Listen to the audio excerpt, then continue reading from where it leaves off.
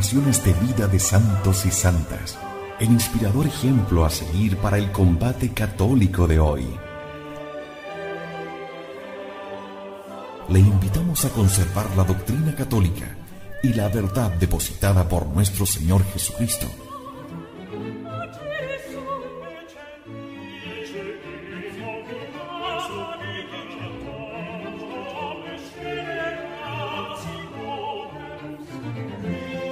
Somos Convicción Radio, auténtico catolicismo, por la gloria de Dios y la salvación de las almas.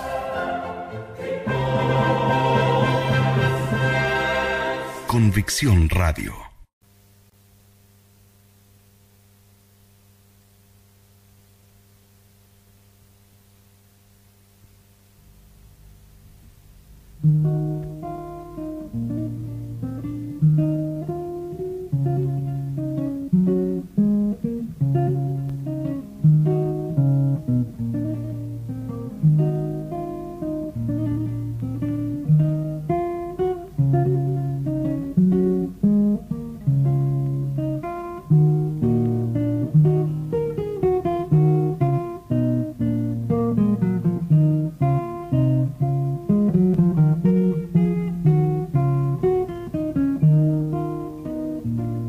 Agustín ya no estaba solo, ni lo estará ya en Milán. Había nacido para ser guía y pastor. A aquel su irradiante fuego venían y se apretaban alrededor todos, para desentumecerse y revivir.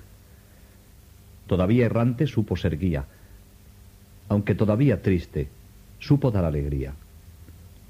Tenía consigo a su familia, estaba Mónica, su hermano, estaba su casi esposa anónima con Adeodato, que ya tenía 13 años y era discípulo del padre.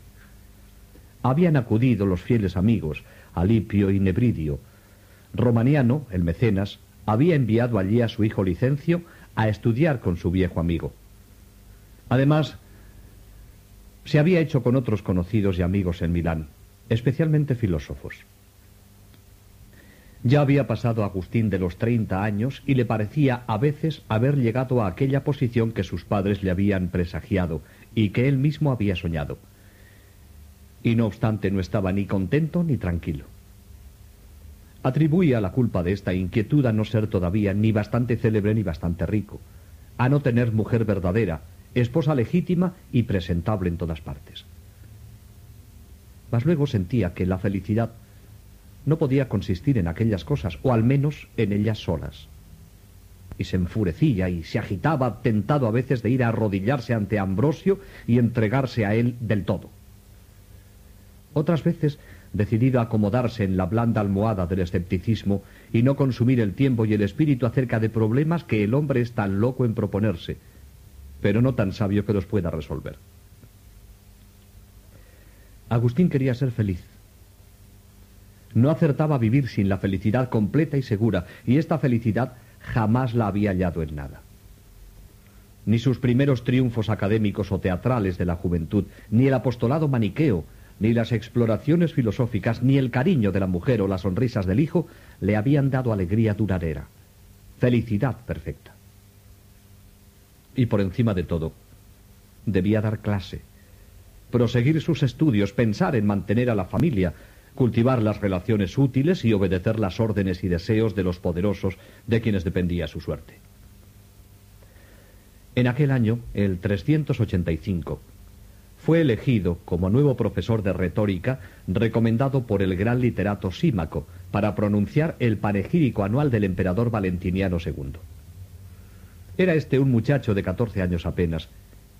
¿Y qué es lo que Agustín podía encomiar y glorificar en este muchacho vestido de púrpura, tímido muñeco movido por los hilos maternos? Un día del 385, Agustín, acompañado de un puñado de amigos y estudiantes, se encaminaba al palacio en que se le esperaba para pronunciar el panegírico, y el corazón le latía con fiebre de inquietud más de lo acostumbrado. Y no por temor, ya que desde muchacho estaba avezado a declamaciones aún improvisadas y a un profesor de retórica, máxime cuando ha podido prepararse. Nunca le faltan aquellos ramilletes de imágenes, ni aquellos finales ampulosos que encantan al vulgo y arrancan aplausos. Pero la conciencia de Agustín sabía que iba a decir mentiras, y que estas mentiras las decía forzadas, y que las decía solo para ser aplaudido, y que los mismos que aplaudían aquellas mentiras no las creían. Era, en una palabra, una comedia, y comedia poco gloriosa para él y para los demás. Era un miserable yo entonces. Dios debió de hacer aquello para que advirtiese mi propia miseria. El día en que ocurrió lo que voy a contar me estaba preparando para recitar el panegírico en honor del emperador Valentiniano y la emperatriz Justina ante su corte. Me habían elegido a mí ese año y estaba dispuesto a mentir lo que hiciese falta. Adulándoles en mi panegírico estaba seguro de conseguir apoyo y ayuda. Estaba nervioso e inquieto con esta preocupación. Hacía proyectos fantásticos y me calentaba la cabeza pensando en mi futuro. Pero al volver y pasar por una de las calles de Milán, me fijé en un pobre mendigo que, despreocupado de todo, eso me pareció, reía feliz. Yo entonces, interiormente lloré. Me acompañaban unos amigos y les dije que era nuestra ambición la que nos hacía sufrir y nos torturaba, porque todos nuestros esfuerzos, como ese deseo de triunfar que me atormentaba, no hacían más que aumentar la pesada carga de nuestra infelicidad. Que era nuestra sensualidad la que nos hacía arrastrar esa pesada carga de amargura con el deseo de conseguir una felicidad que ese mendigo ya había conseguido y que quizá nosotros no consiguiéramos nunca. El pobre mendigo se sentía satisfecho con poca cosa, y eso pretendía yo. La alegría de ser feliz aquí, pero por un camino cuesta arriba y lleno de rodeos. Puede ser que la alegría del mendigo no fuese la verdadera, pero la que yo pretendía era todavía mucho más falsa. Lo que es cierto es que él estaba alegre y yo angustiado. Él seguro y tranquilo y yo preocupado. Claro que yo pretendía estar alegre y no triste, pero la verdad es que si alguien me hubiera preguntado si prefería ser como el mendigo o seguir siendo como yo era, le hubiera respondido con toda seguridad que prefería mi vida aunque estuviera llena de preocupaciones y de angustia. Hubiera respondido así, quizá por orgullo, no que fuera verdad. Porque si yo era más culto que el mendigo, no podía sentirme por eso superior a él. Mi cultura no me había hecho feliz. Con ella intentaba solo conquistar a la gente y triunfar, no enseñarles. No es verdad lo que me decían. Hay que tener en cuenta el motivo de la alegría. El mendigo se alegra porque ha bebido. Tú con tu triunfo. ¿Con qué triunfo? Aquella alegría no era verdadera alegría, porque aquel triunfo ante el emperador y su corte no era verdadero triunfo. Al contrario, me oprimía el corazón. Al mendigo se le pasaría aquella noche su borrachera, pero yo dormiría con la mía y me despertaría con ella, y me volvería a acostar y levantar con ella día tras día. Importa, es cierto, el motivo de la alegría de cada uno, lo sé. Pero incluso entre el mendigo y yo había un enorme abismo. Él era más feliz que yo. No solo porque irradiaba alegría mientras que yo me atormentaba con mis preocupaciones, sino porque él había conseguido el vino de una manera honrada, comprándolo. Y yo, en cambio, buscaba el triunfo y la gloria con mentiras. Y luego que con estas y otras palabras hubo apurado la enojosa amargura del desprecio de sí mismo, Agustín se dirigió a la curia a pronunciar el panegírico de un emperador que nunca había hecho nada.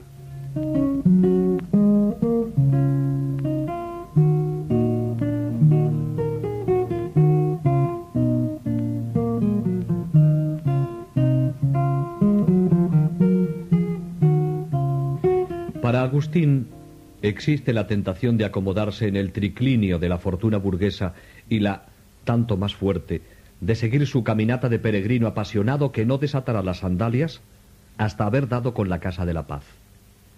Porque sus fluctuaciones no son en estos años milaneses meramente filosóficas y religiosas. Hasta hoy ha afrontado las dos existencias, la del mercader de palabra para lucrar dinero y fama, y la del buscador intelectual en persecución de la última verdad y de la verdadera dicha. Mas ahora debía escoger: o práctica lograda, o ascensión contemplativa, o tierra o cielo. A los 30 años cumplidos, la sabiduría de los sabios, según la carne, afirma que es preciso crearse una posición, esto es, detenerse. Y este consejo ha sonado más de una vez en los oídos de Agustín, y si Agustín no lo ha seguido inmediatamente, tampoco lo ha rechazado. No se trata solo de elegir entre Manes y Ambrosio, sino entre la carrera temporal y el porvenir espiritual, entre el mundo mundano y el mundo divino. Agustín se había rodeado de amigos y protectores poderosos que conservaba con la esperanza de conseguir la presidencia de un tribuno o algún otro brillante cargo bien remunerado. Además, le aconsejaban con solicitud que se casase con una esposa legítima y que le trajese bella dote. Magistrado, marido y rico, 3 cosas honorables y deseables que podía obtener sin grandes dificultades. Si Agustín hubiese aceptado este triple y razonable ideal, habría sido quizá un hombre bueno, útil a la sociedad y, al fin, fosilizado por la costumbre, contento de sí. Pero Agustín, el verdadero Agustín, habría muerto. Nadie habría recordado que vivió tal Agustín y jamás habría pasado por el mundo el que invocamos con amor y veneración con el nombre de San Agustín. Algunos juzgan que las conversiones religiosas, especialmente las de los grandes intelectuales, sean debidas al cansancio. No saben que es justamente todo lo contrario. No tienen ni siquiera el más débil presentimiento de las penas, de las fatigas, de los obstáculos, de las batallas, de los peligros, de los afanes y de los esfuerzos que requiere, por ejemplo, una vida cristiana que no sea puramente externa y de devoción. Agustín, por ejemplo, si hubiese creado una familia corriente y hubiese obtenido la posición remuneradora que le habían hecho esperar, habría muy bien descansado de su fatiga y mucho mejor que siguiendo el camino que en breve cogerá. Los 43 años restantes de su vida de obispo, de apóstol, de combatiente, de filósofo, de teólogo y de guía espiritual fueron con mucho más cansados que si los hubiese transcurrido de pronto empleado en la administración imperial. Preferir la Iglesia al tribunal, la conquista de las almas y del cielo al castigo de los cuerpos y al cobro de los honorarios, ha querido decir para Agustín abandonar el bienestar tranquilo a una actividad casi sobrehumana. Es verdad que estas grandes fatigas de la vida en Dios están compensadas con consuelos inefables. Vemos que Agustín, antes de abandonar para siempre las cómodas tentaciones de la llanura, vaciló. Se encontraba ante lo que hoy llamaríamos el problema económico. Existía para él la necesidad de ganar dinero para mantenerse a sí y a las personas que tenía a su cargo. Eran varias las personas que tenía que mantener con su pequeña renta: Mónica, sus hermanos, la mujer que vive con él y a Deodato. Necesita, pues, trabajar, explotar el oficio propio, dedicarse a la enseñanza y congraciarse con las personas que puedan ayudar a mejorar su situación. Para estudiar a gusto, piensa Agustín, es preciso y se necesitan libros. Pero, ¿de dónde saco yo el tiempo para leer y meditar para mí? ¿Y dónde y cómo procurarse libros? Bello es salvar el alma, pero es necesario primero conservar el cuerpo. Se le ocurrió entonces la idea de instituir, juntamente con sus más íntimos amigos, una especie de cenobio laico en que la vida, libre de toda preocupación material, estuviese consagrada tan solo al estudio y a la contemplación. Varios amigos míos y yo habíamos pensado y casi decidido, hartos ya de tantas molestias y de la lucha por la vida, retirarnos a un sitio alejado de la gente y vivir una vida tranquila.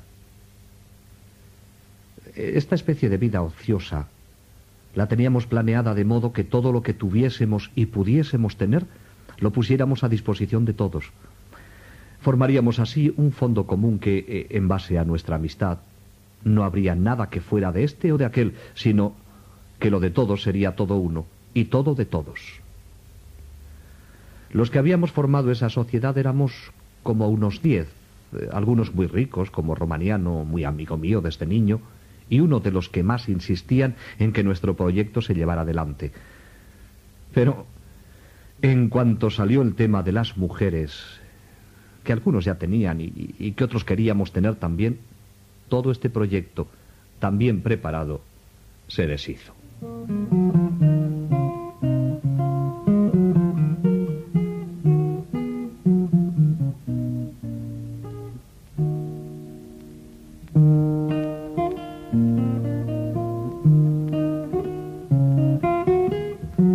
Agustín volvió a pensar, bajo la influencia de su madre, en el matrimonio. Viendo Mónica que Agustín no podía estar sin mujer, y por otra parte, no agradándole el concubinato del hijo, quería darle esposa. Agustín habría podido casarse con la mujer que vivía con él desde tantos años, que le había dado un hijo amado con ternura. Lo cierto es que Agustín sufrió horriblemente, y no por corto tiempo, por aquella separación. Arrancaron de mi lado, como un impedimento para mi futuro matrimonio, a aquella con quien yo había compartido mi vida durante 15 años. Mi corazón, tan pegado a ella, al separarlo quedó llagado y manaba sangre. Ella se volvió a África y prometió al Señor no conocer a ningún otro hombre. Dejó conmigo a Deodato, el hijo que yo había tenido con ella. Yo, desgraciado de mí, incapaz de imitarla, no pude aguantar los 2 años que tenía que pasar hasta poder unirme a la esposa que me había sido prometida. Pero estamos casi al final del dominio de la mujer en la vida de Agustín. Además de su madre, son 3 las mujeres que aparecen en la vida de Agustín. La africana, con la que vivió tantos años y de la que le costó tanto separarse, y 2 milanesas, la segunda concubina y la prometida, pero con la que nunca llegó a casarse. Yo me hacía cada vez más miserable y Dios se acercaba cada vez más a mí. Su mano me estaba cerca para arrancarme del cieno de vicios y lavarme, y yo no lo sabía. No había nada que me apartase más de mi voluptuosa sensualidad, como el miedo a la muerte y al juicio final, cosa que nunca se apartó de mi corazón, en cualquier circunstancia en que estuviese.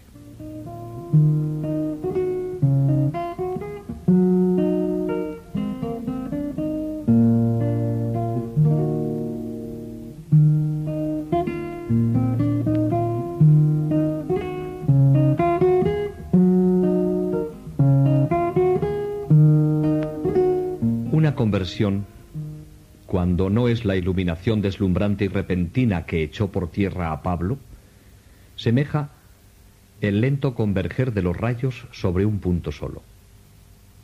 El currículum espiritual de San Agustín no es tan sencillo como a veces lo trazan. Del cristianismo infantil al maniqueísmo, del maniqueísmo al escepticismo, del escepticismo al neoplatonismo, del neoplatonismo al cristianismo católico. La crisis de Agustín no es sólo filosófica, sino sentimental, moral o mística, y asimismo las teorías, más bien que sucederse una a otra, han convivido en continua pelea en los mismos años, y hasta de la que parecía huida, quedaba una raíz que era preciso arrancar de nuevo para impedir su brote. En los primeros años del 386, Agustín debía aún desbrozar de no pocos matorrales que lo cerraban el camino hacia la verdad definitiva. Los problemas que más que todos los otros le atormentaban, le hacían sufrir, eran 2: la existencia de Dios y el enigma del mal. Y ambos, según se ve, eran los restos de su maniqueísmo, del que había renegado, sí, pero que no había desarraigado del todo. Ambrosio había desbaratado las objeciones maniqueas contra la Escritura y le había habituado a tomar en serio la doctrina católica, pero no había logrado ni hacerle comprender la espiritualidad de Dios ni satisfacerle respecto a la naturaleza del mal. Agustín fabricaba en su cerebro ingeniosas hipótesis para representar la sustancia de Dios y del mundo. Mientras se revolvía frenético en estos torbellinos metafísicos, consiguió librarse para siempre de las supersticiones astrológicas. Un amigo, cuyo nombre no escribe, le ayudó a encontrar el camino para resolver los problemas de Dios y del mal que tan fuertemente le trastornaban. Había conocido en Milán a varios filósofos. Uno de ellos, enorme globo inflado, le facilitó algunos libros platónicos traducidos al latín por el famoso Mario Victorino, también africano y retórico también, y convertido hacía pocos años al cristianismo. Esta lectura fue para él una revelación. Al mismo tiempo que hallaba a Dios como perfección, resolvía finalmente el angustioso problema del mal. Si todas las cosas estaban creadas por Dios, que es perfecto, ¿todas son buenas? No todas son, sin embargo, igualmente buenas, en cuanto que son creadas. Participan de la naturaleza de la nada y por eso tienden a la mutación, y este cambio es quizá corrupción. Hay, sí, en el mundo, desarmonías y contrastes que tienen la apariencia y los defectos del mal, pero este mal dimana de una discordia de relaciones entre las cosas, no de las cosas mismas, pues todas ellas concurren al admirable concierto del universo. La intuición de la luz divina, aun cuando todavía imperfecta, fue para Agustín un ataque de embriaguez. Y la vehemencia de aquella irradiación le hacía temblar de amor y de ternura a la vez. El que conoce la verdad, la conoce, y quien la conoce, conoce la eternidad. Y bien conoce el amor. En los neoplatónicos se encuentra, pues, y expresadas con una eficacia y en un lenguaje que Agustín no había sabido encontrar en la Biblia, algunas verdades del cristianismo, pero no encuentra a Cristo. La encarnación y la redención están ausentes de los escritos de Plotino y de Porfirio. Y Agustín, a pesar de todas sus divagaciones, amaba y buscaba a Jesús, aun cuando por entonces fuese tan ignorante aún del dogma católico, que le consideraba como a un hombre sabio, superior a todos los hombres por singular favor de Dios, pero no Dios en sí mismo. Para llegar a Cristo, al pleno experimento del hombre Dios, le faltaba la humildad. Los neoplatónicos habían disipado algunos arraigados errores de su inteligencia y le habían llevado de la mano hasta casi la presencia del verdadero Dios, pero habían agravado aún más su orgullo intelectual. Le parecía haber subido a los pináculos de la sabiduría, mientras mi hinchazón, dice dirigiéndose a Dios, me separaba de ti, y el abotagamiento de mi rostro cerraba mis ojos. La lectura de San Pablo, que emprendió con ansia en aquel tiempo, preparó su cura radical.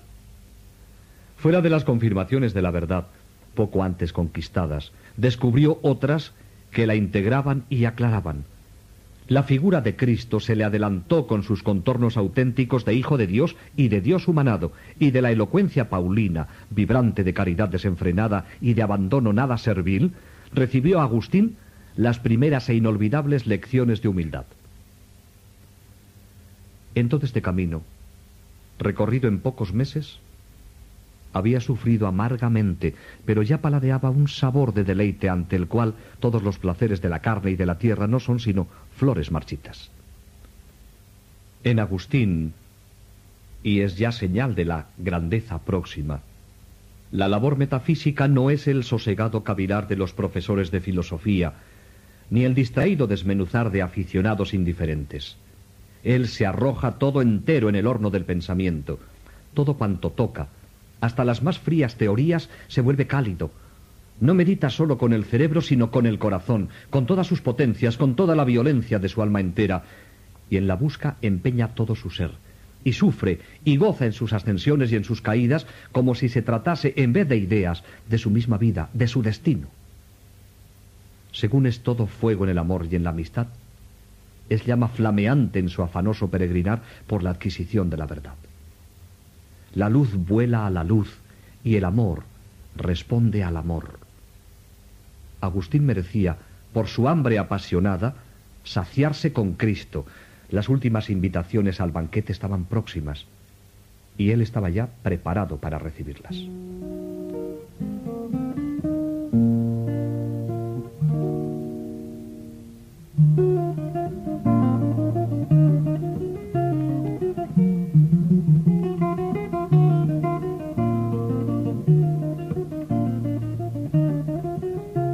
Ya aquel enmarañado campo de culpas y errores del alma de Agustín comenzaba a despejarse. Empezaba la lucha cuerpo a cuerpo entre el nuevo Jacob y el Señor. Y Dios, según la enérgica expresión de Agustín, le amurallaba por todas partes. Las puertas de la tierra se están cerrando a su alrededor. No tendrá salvación y reposo sino yendo hacia el cielo. Algo de la antigua levadura fermenta aún en él. Conoce la verdad y la desea, pero no sabe decidirse a traducirla íntegramente a la práctica, a vivirla. No solo se le ha abierto gracias a Plotino de par en par ante él la visión de Dios, sino que gracias a San Pablo ha reconocido que no hay más que un camino, Cristo. Pero le falta todavía la fuerza de entrar resueltamente por la puerta estrecha. Yo estaba descontento de mí mismo por la vida que llevaba, y como ni me encendía ya como antes con el deseo de la carne, ni cifraba mi esperanza en el triunfo y la riqueza, estaba harto de soportar una carga tan pesada, porque ninguna de estas cosas me satisfacía ya en comparación con la dulzura y hermosura de la casa de Dios, a la que amaba.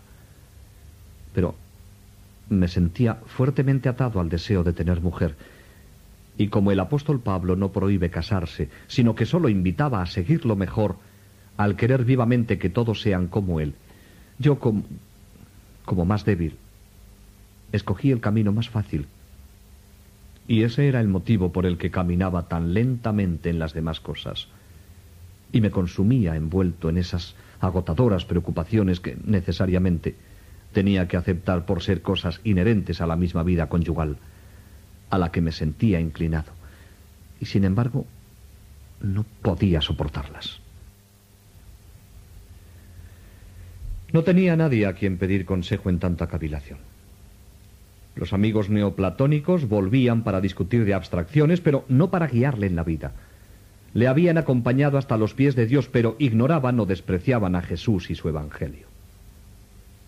Ambrosio nunca tenía tiempo de escucharle, entonces especialmente que debía defenderse de las pretensiones arrianas e imperiales.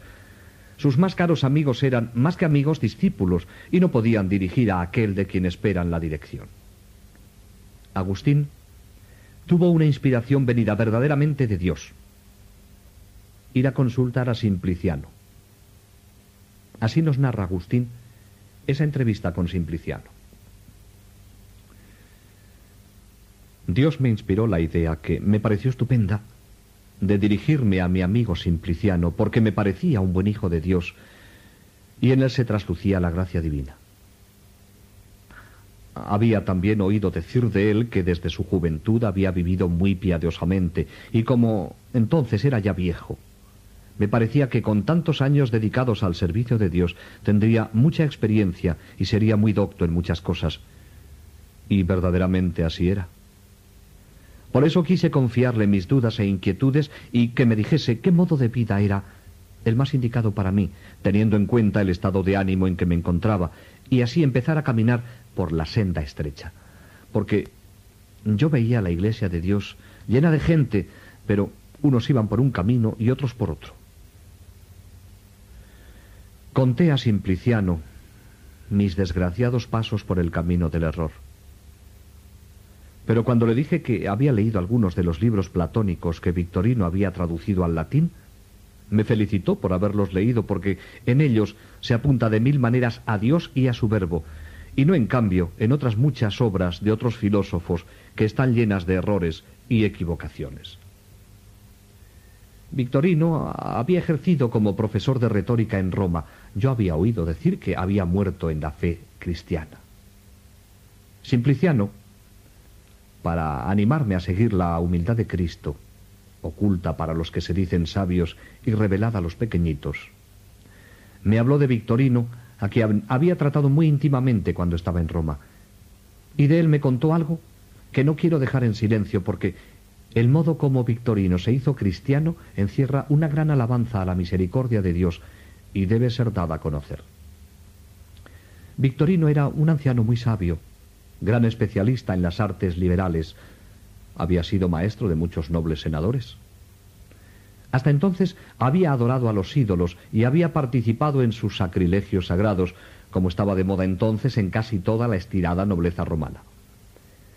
Bien, pues el anciano Victorino, que había defendido a estos dioses con su aterradora voz durante tantos años, no se avergonzó de hacerse servidor de Cristo, de hacerse niño de la fuente de Dios y de ponerse al cuello el yugo de la humildad y de bajar su frente bajo el peso de la cruz. Me contaba Simpliciano que Victorino leía e investigaba las escrituras y estudiaba minuciosamente todos los escritos cristianos y que un día dijo a Simpliciano, no en público, sino en privado y con todo secreto: ¿sabes que ya soy cristiano? Y Simpliciano le respondió: no te creeré ni te tendré por cristiano mientras no te vea en la iglesia de Cristo. Y Victorino, burlándose, le replicó: ¿pero es que son las paredes las que hacen a los cristianos? Esto de ya soy cristiano se lo dijo muchas veces, pero Simpliciano siempre le respondía lo mismo y Victorino igualmente siempre le contestaba burlándose con eso de las paredes.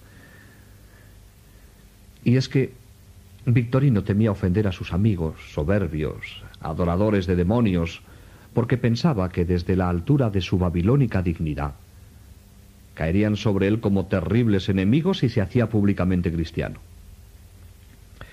Pero después de sus profundas lecturas se hizo fuerte y temió ser negado por Cristo delante de sus ángeles si él tenía miedo de confesarlo delante de los hombres. Y le pareció que era hacerse culpable de un gran pecado avergonzarse de los sacramentos de la humildad del Verbo de Dios y no de avergonzarse en cambio de los sacrilegios sagrados de los soberbios demonios que él, igualándose a ellos en soberbia, había recibido. Se avergonzó de esta vaciedad y se avergonzó ante la verdad y de pronto, imprevistamente dijo a Simpliciano: vamos a la iglesia, quiero hacerme cristiano. Simpliciano no cabía en sí de alegría y se fue con él. Allí le instruyó en las primeras nociones de los sacramentos y Victorino dio su nombre para ser regenerado por el bautismo ante la sorpresa de toda Roma y la alegría de la iglesia. Llegó la hora de hacer la profesión de fe. Los sacerdotes le ofrecieron a Victorino la posibilidad de que hiciese la profesión de fe en privado, como solía hacerse con los que por miedo a la vergüenza quizá pudieran volverse atrás. Pero Victorino prefirió confesar su salvación en presencia del pueblo de Dios, ya que antes públicamente había enseñado retórica y en ella no está la salvación. Y Victorino pronunció en voz alta, en medio de una muchedumbre admirada y conmovida, la confesión de la verdadera fe. Todas estas nuevas hicieron tan profunda impresión en el ánimo de Agustín que, confiesa, ardía en deseos de imitarle. Tantas semejanzas entre los dos hombres aumentaron el efecto. Los dos africanos, los dos maestros de retórica, los dos ávidos de gloria, los dos iniciados en el cristianismo por libros neoplatónicos. Faltaba por parte de Agustín el último rasgo, la plena conversión. Quedaba todavía en Agustín, una contra otra en pugna, las dos tendencias originales, una carnal, antigua, otra nueva, espiritual. Todavía no había llegado la unidad, esto es, la paz. Siempre era el mismo en la primera y en la segunda tendencia, pero más en la segunda, en la espiritual que en la primera. Únicamente la costumbre le impedía matar en sí al hombre viejo y resurgir tranquilizado en el nuevo. Se compara a un hombre sumido aún en el sopor, que aun sabiendo cuánto más bella es la vigilia que el sueño, y que es preciso levantarse, no obstante se entrega a la somnolencia, deseando casi sumirse en la inconsciencia. El ejemplo de Victorino había sido una vigorosa sacudida al adormecido. Otra más, y Agustín abrirá los ojos, aunque sea a través de lágrimas, a la aurora de Cristo.